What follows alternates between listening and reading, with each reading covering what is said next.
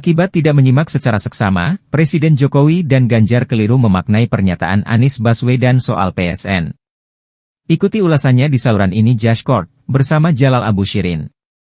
Dikutip dari Detik.com, Presiden Republik Indonesia Joko Widodo meminta Anies Baswedan menunjukkan proyek strategis nasional, PSN, yang merupakan titipan kanan-kiri. Pernyataan itu diungkapkan Jokowi merespons ceramah Anies Baswedan pada Rakornas Partai Masyumi 30 September silam. Masih dari sumber yang sama. Baca Pres PDI Perjuangan. Ganjar Pranowo pun sebelumnya juga menantang Anies mengungkap datanya. Katanya, yang titip siapa? Kanan kiri itu siapa? Disebutin saja datanya secara terbuka, yang titip siapa? Jadi, pakai data, kata Ganjar usai jalan sehat dengan Ketum Hanura Usman Sabta Oedang, OSO, di Surabaya. Menurut Ganjar, apa yang disampaikan Anies perlu disertai data yang valid. Sehingga, tidak menyebabkan isu negatif yang berkembang di publik. Mantan Gubernur Jateng ini berharap pernyataan Anies tidak menyebabkan isu liar di publik. Alangkah baiknya data tersebut diungkap. Jika disimak ceramah Anies tersebut sama sekali tidak menyinggung PSN manapun yang telah, tengah atau akan dikerjakan yang miliki masalah. Bahkan baca pres yang bertagline Amin itu tegas menyatakan bahwa, substansi PSN baik-baik saja. Untuk jelasnya berikut dicuplik potongan video TV One dalam Kabar Siang.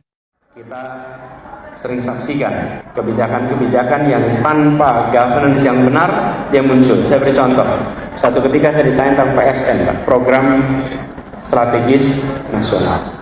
Saya sampaikan, program strategis nasional secara substansi itu baik-baik saja. Yang problem yang kita sering alami adalah bagaimana PSN itu disusun. Ketika PSN itu disusun dalam transparansi, dengan pelibatan publik dan pelibatan semua. Lalu rujukannya apa?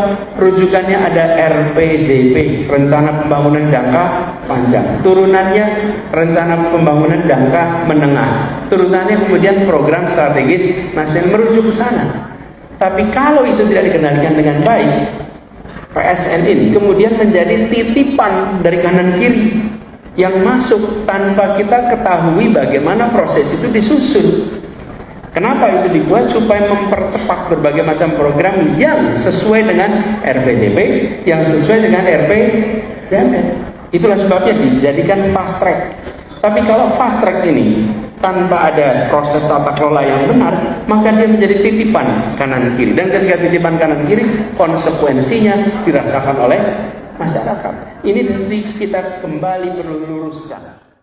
Ceramah Anies Baswedan itu berkaitan penyusunan kebijakan yang seharusnya merujuk pada good governance. Untuk itu dirinya memberi contoh bagaimana menyusun PSN agar berkeadilan. Karena itu menurut kami, respon Presiden Jokowi dan Ganjar amat berlebihan. Sebab Anies Baswedan menceramahkan hal-hal yang bersifat abstrak dan normatif. Bukan mengenai sesuatu yang terjadi dalam kenyataan. Karena itu mengenai bukti dalam konteks ceramah Anies tidak memiliki relevansi untuk ditunjukkan.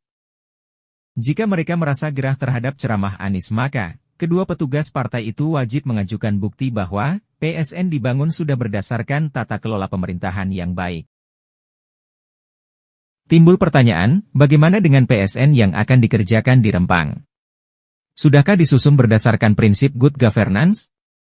Tinggalkan pendapat Anda pada kolom komentar. Sekian dulu dari kami.